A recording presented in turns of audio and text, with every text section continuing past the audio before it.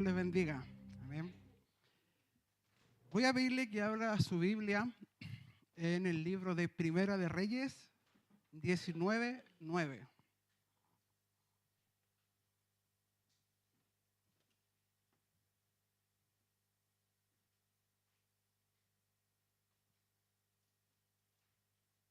Dice así la palabra del Señor. Y él se fue por el desierto un día de camino, y vino y se sentó debajo de un enebro, y deseando morirse dijo: Basta ya, oh Jehová, quítame la vida, pues no soy yo mejor que mis padres. Que echándose debajo del enebro, se quedó dormido. Y aquí luego un ángel le tocó y le dijo: levántate, come. Entonces él miró, y aquí a su cabecera una torta cocida sobre las ascuas y una vasija de agua. Y comió y durmió, comió y bebió y volvió a dormirse. Y volviendo el ángel de Jehová la segunda vez, lo tocó diciendo: levántate y come, porque largo camino te resta. Se levantó pues y comió y bebió, y fortalecido con aquella comida, caminó 40 días y 40 noches hasta Horeb, el monte de Dios. Y allí se metió en una cueva, donde pasó la noche. Y vino a él palabra de Jehová, el cual le dijo: ¿qué haces aquí, Elías? Él respondió: he sentido un vivo celo por Jehová, Dios de los ejércitos, porque los hijos de Israel han dejado tu pacto, han derribado tus altares y han matado a espada a tus profetas, y solo yo he quedado. Y me buscan para quitarme la vida. Él le dijo: sal fuera y ponte en el monte delante de Jehová. Y he aquí Jehová que pasaba, y un grande y poderoso viento que rompía los montes y quebraba las peñas delante de Jehová. Pero Jehová no estaba en el viento, y tras el viento un terremoto. Pero Jehová no estaba en el terremoto. Y tras el terremoto un fuego. Pero Jehová no estaba en el fuego. Y tras el fuego un silbo apacible y delicado, y cuando lo oyó Elías, cubrió su rostro con su manto, y salió y se puso a la puerta de la cueva. Y he aquí vino a él una voz diciendo: ¿qué haces aquí, Elías? Él respondió: he sentido un vivo celo por Jehová, Dios de los ejércitos, porque los hijos de Israel han dejado tu pacto, han derribado tus altares y han matado a espada a tus profetas, y solo yo he quedado, y me buscan para quitarme la vida. Y le dijo Jehová: ve, vuélvete por tu camino por el desierto de Damasco, y llegarás y ungirás a Hazael por rey de Asiria, a Jehú, hijo de Nimsi, ungirás por rey sobre Israel, y a Eliseo, hijo de Safat, de Abel Mejolá, ungirás para que sea profeta en tu lugar. Y el que escapare de la espada de Hazael, Jehú lo matará, y el que escapare de la espada de Jehú, Eliseo lo matará. Y yo haré que queden en Israel 7,000, cuyas rodillas no se doblaron ante Baal y cuyas bocas no lo besaron. Señor, te doy gracias por esta tu palabra, Señor, que tú has puesto, Padre mío, para alentar, para poder ver el trasfondo. Más allá de una historia, de algo histórico, tú quieres algo en nosotros, Señor, para continuar adelante. Que tu palabra sea revelada y sea santificada a la vez. Te damos gracias, Señor, en el nombre de Jesús. Amén. El sermón lleva por nombre: ¿qué haces aquí, Elías? El contexto de esto es que Elías en el Monte Carmelo realizó la hazaña de invocar fuego del cielo, ¿ya? Frente a 450 profetas de Baal. Como el dios Baal no se pronunció, pero sí lo hizo Jehová, Elías mandó a degollar a estos 450 profetas. En aquel tiempo reinaba el rey Acab junto a Jezabel. Y Jezabel buscó a Elías para matarlo, para tomar venganza de los 450 profetas de Baal. El contexto general de esto es que Elías fue perseguido por venganza, atravesó un desierto, fue tocado por el ángel de Jehová 2 veces y el Señor lo levantó y lo envió a cumplir su propósito. Entre paréntesis les voy a dar el contexto de esto, el contexto histórico sobre el libro de Reyes. Me llamó mucho la atención porque el libro de Reyes no se llamaba o no fue separado en primera y segunda, sino que en el texto original simplemente se llamaba Reyes. Hasta que los eruditos tomaron el texto, lo tradujeron a la Septuaginta. ¿Se acuerdan lo que era la Septuaginta? Lo enseñamos en septiembre. ¿Ah? ¿Cuántos tradujeron el hebreo al griego? 72 dicen algunos. Los historiadores atribuyen el libro de Reyes a Jeremías, pero esto no logra de ser del todo cierto, ya que algunos historiadores dicen que no puede comprobarse con certeza. La mayoría de los estudiosos dicen o consideran que fue compilado por un autor o por varios autores durante el exilio en Babilonia en el siglo VI a.C. Estos autores son conocidos como los historiadores deuteronomistas. El libro cubre aproximadamente 400 años de historia, desde el reinado de Salomón hasta la liberación del rey Joaquim o de Jeconías en Babilonia en el 561 a.C. Ese es el paréntesis para el contexto histórico del libro. Como mencioné anteriormente, Elías huye cuando se entera de que lo quieren matar en venganza por haber asesinado a los 450 profetas de Baal del Monte Carmelo. Todo esto en el contexto en que el pueblo de Israel había mezclado tradiciones paganas con la adoración a Jehová. Por lo tanto, Elías los reprende diciéndoles: ¿hasta cuándo claudicaréis entre dos pensamientos? Si Dios es Dios, seguidle. Pero si Baal es Dios, ir en pos de él. Por lo tanto, Elías los confronta por esta actitud para que decidan realmente a qué Dios desean adorar o quieren adorar. Voy a citar muchas veces, lo voy a leer, a Spurgeon, uno de los más grandes teólogos de la historia, uno que siempre sale en fotos y es medio rellenito, barbosito, así. No soy yo, pero es parecido. Posterior a esto, Elías recibe un mensaje de muerte por parte de Jezabel, por lo que decide escapar hacia Berseba. Esto para dejar a su criado y después de esto, un día hacia el desierto. ¿Alguien sabe lo que equivale un día, digámoslo en kilómetros, a cuánto equivale un día de camino? Más o menos 30 kilómetros. Eso es un día de camino, aproximadamente. Elías sale de Berseba, va por el desierto y llega hasta un enebro. Un enebro es un arbusto de más o menos 3 metros, de varillas delgadas, que produce una suficiente sombra como para que alguien se pueda recostar. Y cuando llega ahí, él dice: basta ya, Jehová, quítame la vida, pues no soy yo mejor que mis padres o mis antepasados. Primero, entre las grandes complicaciones observadas, la primera es que Elías se aísla en un territorio desértico, un territorio seco, un territorio difícil. Elías no tiene subsistencia, no tiene provisiones.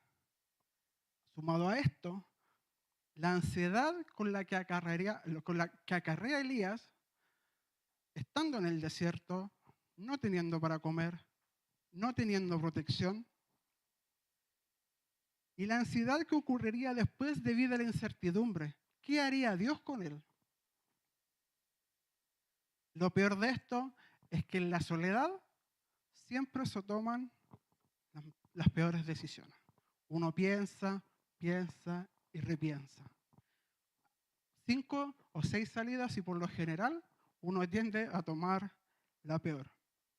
Imagine un hombre que realizó milagros tan grandes como invocar al Señor a través del fuego en el sacrificio del Monte Carmelo.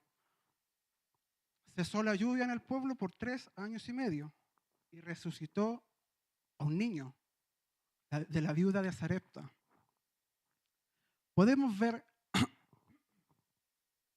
que a pesar de los grandes milagros y grandes hazañas que pudo realizar en su momento, él dijo, no más. ¿Alguien se ha sentido así? Yo creo que no soy yo nomás. Una señal de cansancio, agotamiento físico y agotamiento espiritual, porque llegó a pensar que estaba solo, porque dice, han derribado tus altares y solo yo he quedado. Quizás Elías esperó que con lo acontecido en el Monte Carmelo, el pueblo de Israel se volviera de sus malos caminos, dejara esta adoración a Baal y se volviera en pos de Jehová. Evidencias nos faltaban para creer en Dios, pero aún así no hicieron caso. Me recuerda mucho lo que pasó con Jesús cuando hizo milagros sabidos y por haber, y no hubo caso con el pueblo. Otros decían que sí, otros decían que no. Los fariseos de guata, como se dice, dijeron que no, porque no lo querían. Elías no se sentía mejor que su antepasado, siendo que él era, o él fue, uno de los profetas que hizo los más grandes milagros del Antiguo Testamento. Quizás no el más grande, pero uno de los más grandes milagros y sobre todo llamativos. Todo esto, si lo observamos al día de hoy, si usted lo conversa con un psiquiatra, si usted lo conversa con un psicólogo, es una clara señal depresiva, una carga emocional y una súplica silenciosa de ayuda. Yo me imagino que más de alguno ha pasado por uno, ha pasado por este o ha pasado por el otro. A pesar de que Elías dijo, no quiero más, basta ya, Dios aún tenía planes con él. Pero primero, esto es un proceso, Dios primero tenía que levantarlo, Dios tenía que llenarlo de fuerzas porque debía cumplir con una misión que más adelante se le encomendaría. Cuando Elías llega al enebro, por cansancio, se duerme. Viene un ángel, le dice, despierte mi hijo, coma, beba. Y se volvió a dormir. O sea, imagínense el cansancio que tenía este hombre. Se volvió a dormir. Vuelve el ángel por segunda vez y le dice, come, bebe, porque largo camino te espera.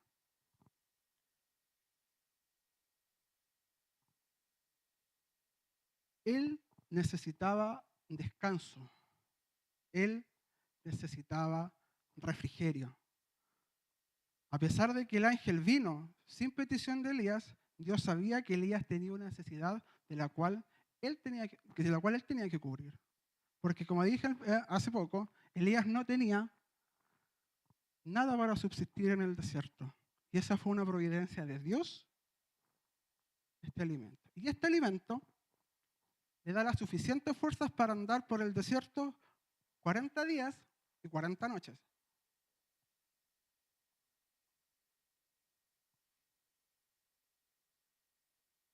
Hasta que llega al lugar llamado el Sinaí, o en su equivalencia, Oreb, donde a Moisés le dieron las tablas de la ley, la historia de la zarza ardiente, y donde Moisés golpeó la roca para que brotara el agua. El viaje, como les decía, tuvo un tiempo de trayectoria de aproximadamente 40 días y 40 noches. El equivalente kilómetros sería algo así como 320 kilómetros.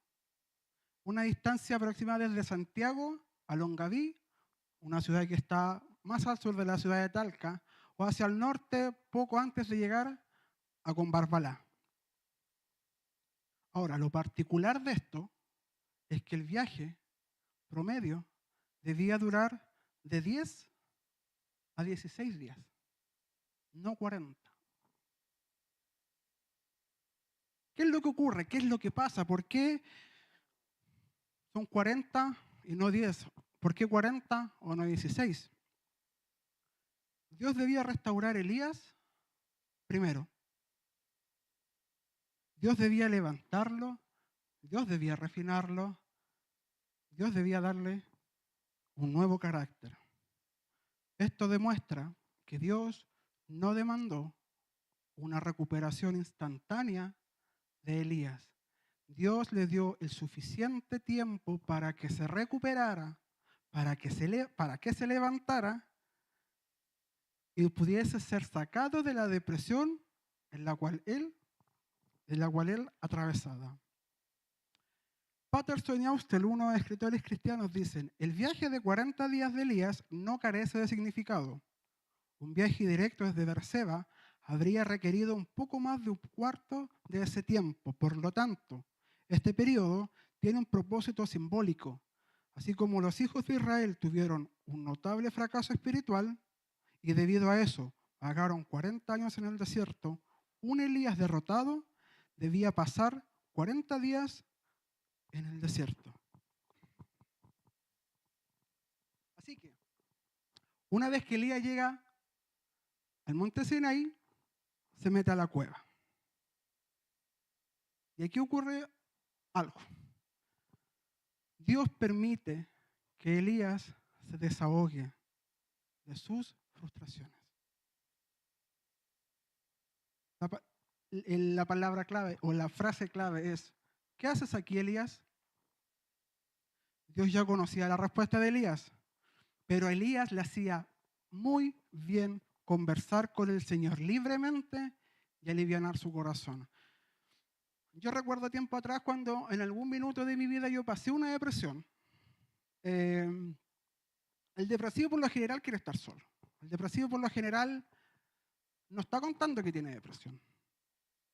El depresivo toma decisiones que para el mañana no importan.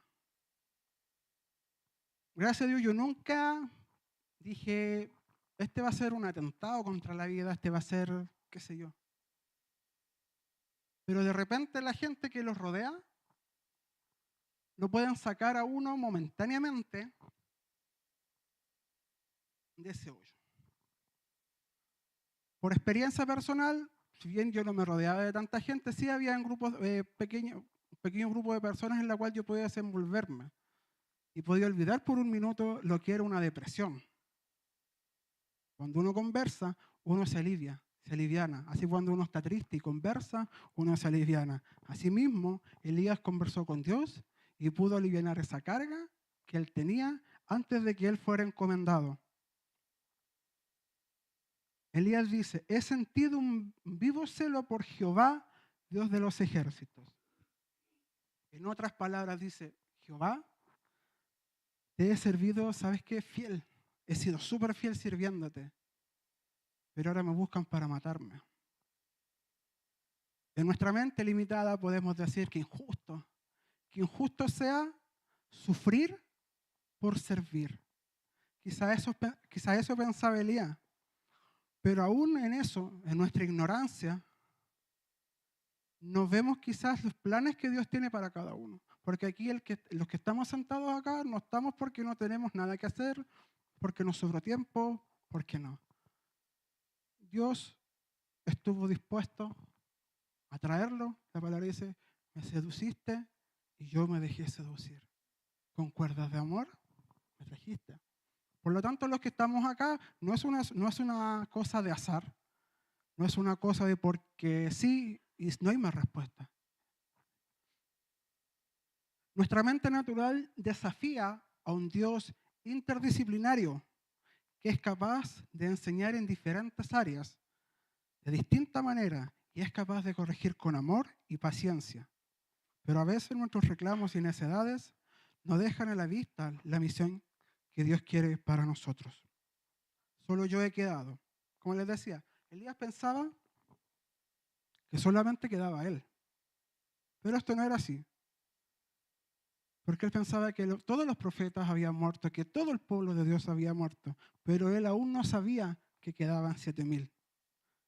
Lo que esto muestra es que en los tiempos más desalentadores hacen que los siervos de Dios se sientan más y más aislados y solos de los que están. Alguna vez yo escuché decir a un pastor: no se imaginan la carga que tengo sobre mis hombros al tener que pastorear una iglesia.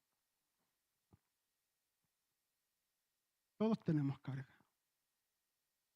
Escuché alguna vez decir que a raíz de una carga en Estados Unidos un pastor se suicidó. Entonces, podemos ver que la gente se desalienta, la gente deja el rumbo y se va por el costado, se va por el camino que ya no es asfaltado, por el camino que tiene ripio, por el camino que tiene espina. Y a la final esa gente termina por perderse, como la parábola del sembrador lo dice. Pero ahora Dios debe mostrársele con un propósito, con un fin. Y le dice: sal fuera y ponte en el monte delante de Jehová. Dios sabía y entendía lo deprimido y lo desalentado que estaba Elías. Y Dios sabía lo que realmente necesitaba Elías. Y lo que todos necesitamos. No una vez, no 2 veces, no 3 veces. Siempre necesitamos un encuentro personal con el Señor. Y aquí Jehová que pasaba. Dios trajo ante Elías su presencia. Pero primero, Dios le mostró a Elías donde él no estaba. No estaba en el viento, no estaba en el terremoto, no estaba en el fuego. Como muchos a lo largo de la historia, hemos pensado que Dios solamente se manifiesta de forma sobrenatural, de forma magnánima, a través de los diferentes eventos climatológicos, a través de diferentes milagros portentosos. Ciertamente Dios aparece de tales maneras, pero a menudo Dios aparece en los ambientes menos dramáticos.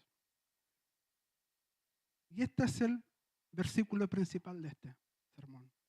Y tras el fuego, un silbo apacible y delicado. Del hebreo kol de mama daká.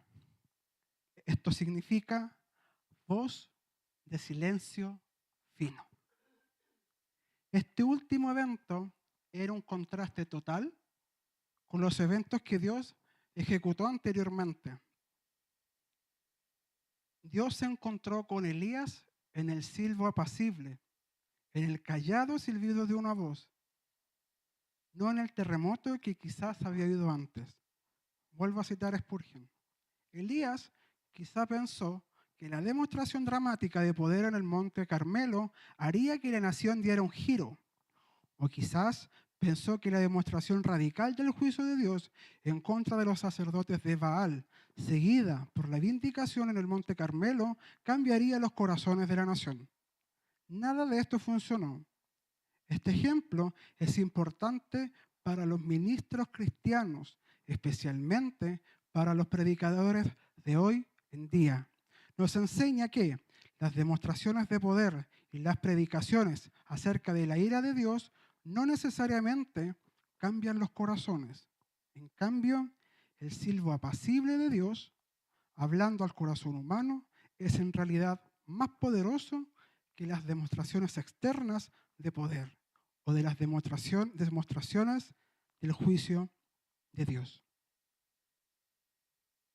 Así que, una vez que Elías ha sido ministrado, una vez que Elías ha encontrado a Dios en el silbo apacible, Dios le da tarea que hacer. Seguido dice, cubrió su rostro con su manto y salió y se puso a la puerta de la cueva.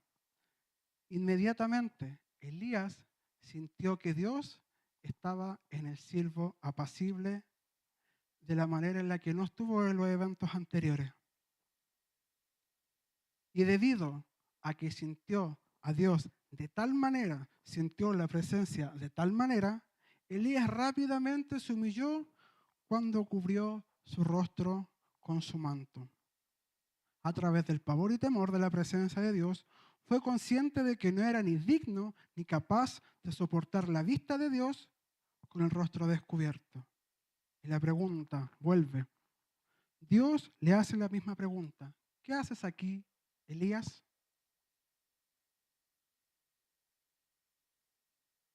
Y Dios recibió la misma respuesta. Pero algo útil había entre la pregunta y la respuesta. Elías entró como uno y salió como otro, el monte Oreb. Después dice, ve y vuélvete por tu camino. Dios le dio una tarea que hacer a Elías, tenía tres misiones. Elegir al rey de Judá, elegir al rey de Israel y elegir a su sucesor, Eliseo.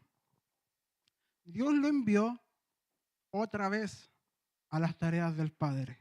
Necesitaba enfocarse en algo y evitar la retrospección continua del yo.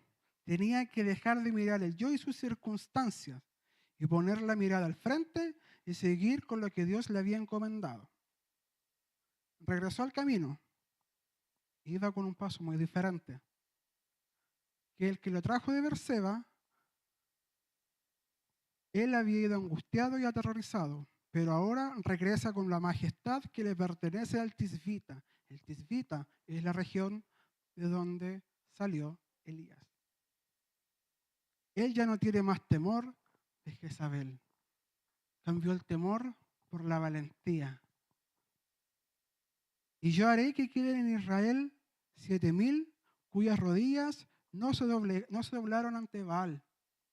Este era el último aliento de Elías, ya que muchas veces se lamentó de haber estado solo.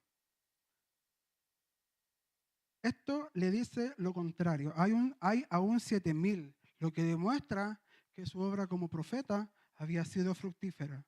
Cito por última vez a Spurgeon. Esto le mostró a Elías que su ministerio silencioso, a través de los años, en realidad llevó más fruto que el ministerio espectacular en el Monte Carmelo. Mientras que la vil idolatría se propagaba en Israel, la adoración al Dios verdadero estaba siendo retenida por 7,000 almas fieles. Aunque Elías no sabía que había alguien más aparte de él, ¿cómo estos fueron ganados para Jehová?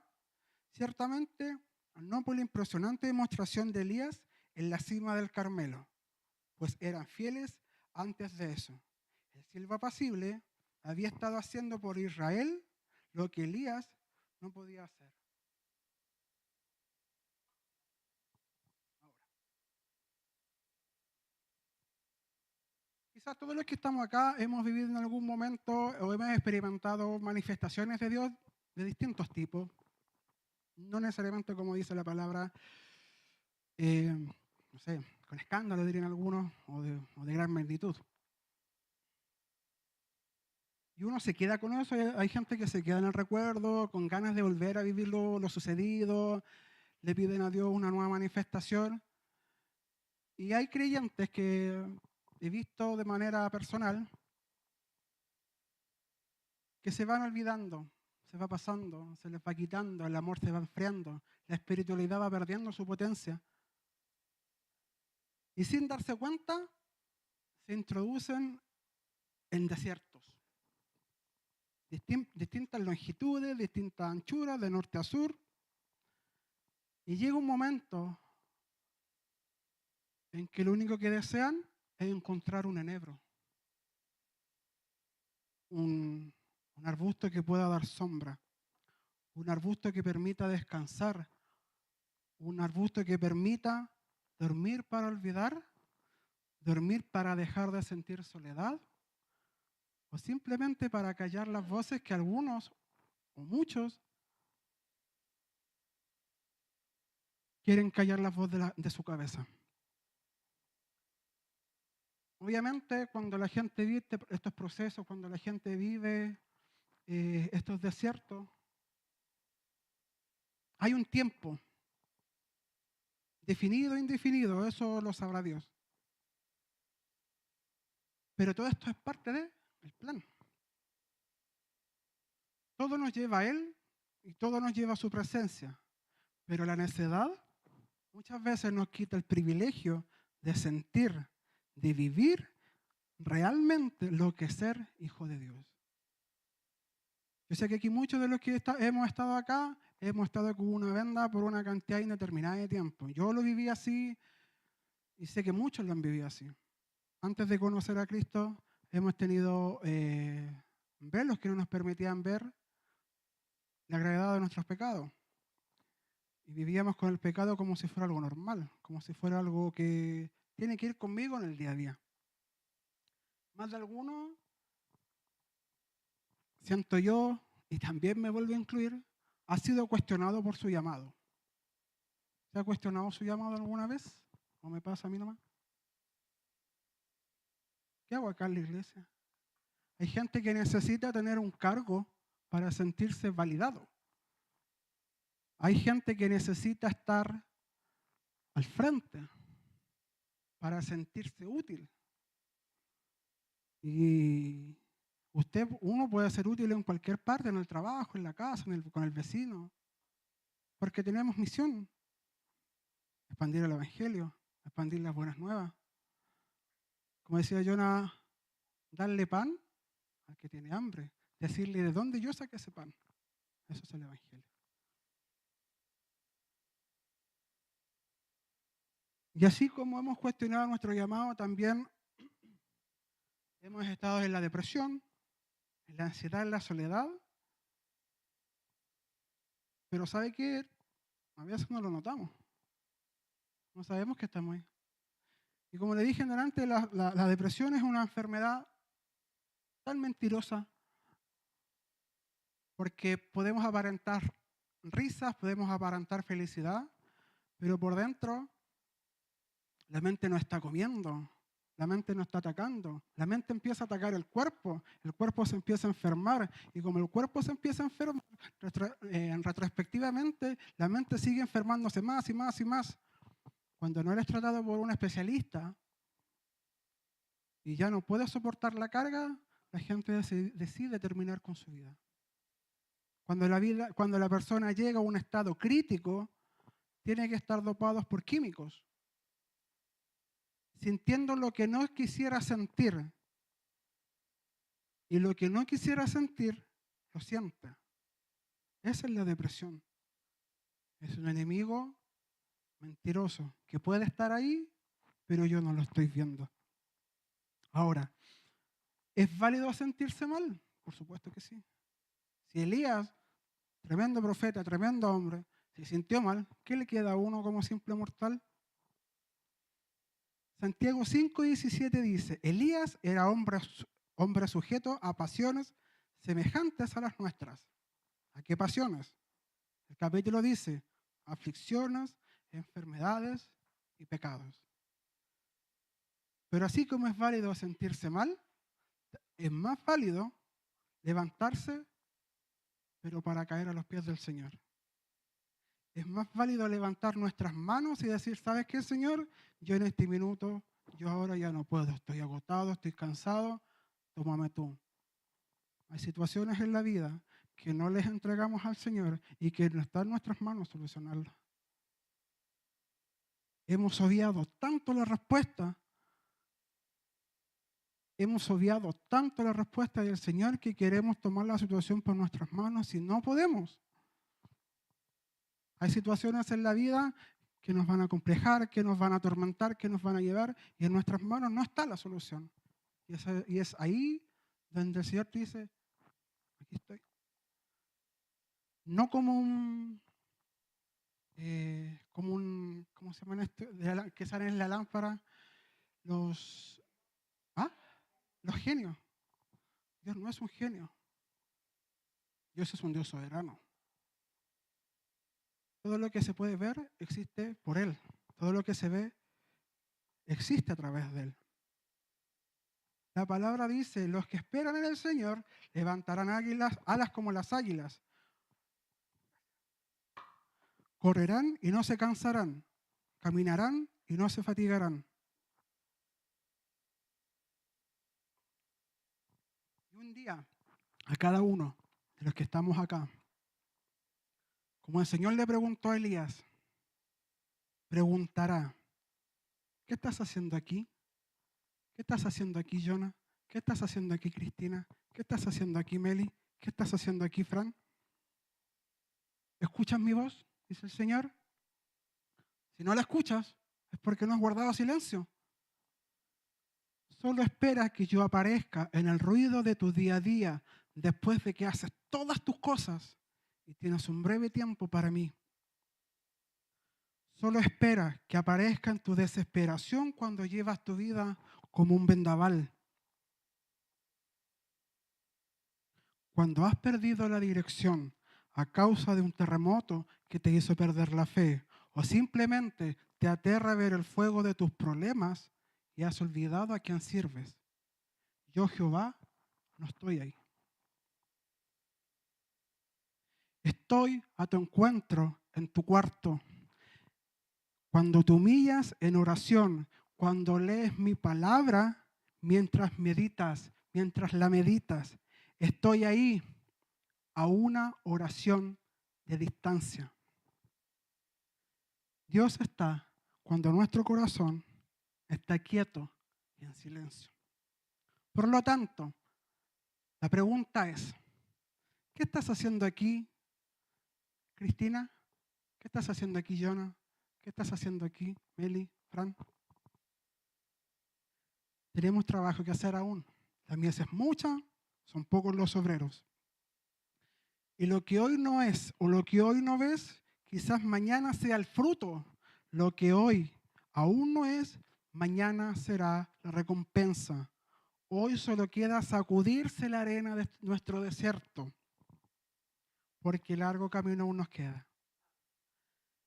Salmos 37:5 dice, encomienda al Señor tu camino y confía en Él, y Él hará. Salmos 18:30, el camino de Dios es perfecto, las promesas del Señor han sido probadas. Él protege a quienes buscan su ayuda y protección. Pero el camino más importante de todo lo que existe, yo soy el camino, la verdad y la vida. Camino que lleva por nombre Jesús. ¿Está dispuesto a sacudir sus sandalias? ¿Está dispuesto a seguir? Y dejar atrás todas las dudas, todas las depresiones, todas las aflicciones y cualquier tropiezo. Recuerde, todo esto lleva tiempo, pero todo esto nos lleva a un fin, al mismo fin. Que cuando se cumpla el tiempo, en algún mañana, podamos escuchar al fin. Bien, bien, siervo fiel, entra en el gozo de tu Señor. Siéntate a la mesa y recibe tu corona. Hijo mío, hija mía. Póngase en pie, vamos a orar.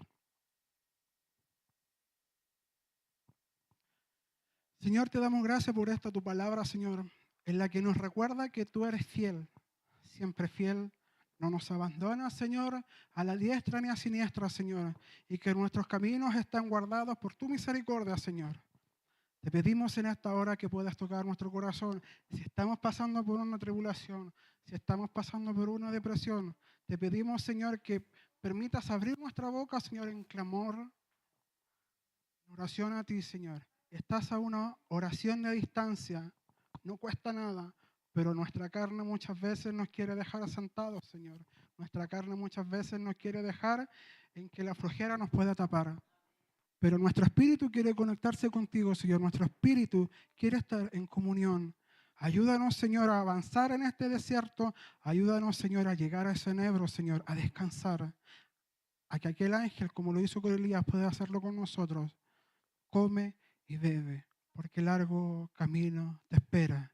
Hijo mío, hija mía, no desmayes, porque yo soy el Señor Jehová, tu Dios. Señor, bendícenos, Señor, alimenta nuestro espíritu, alimenta nuestro cuerpo, Señor, y que tu palabra, Señor, sea la lámpara a nuestros pies. Te damos gracias, Señor, por tu palabra en el nombre poderoso de Jesús de Nazaret. Amén y amén. Que Dios les bendiga.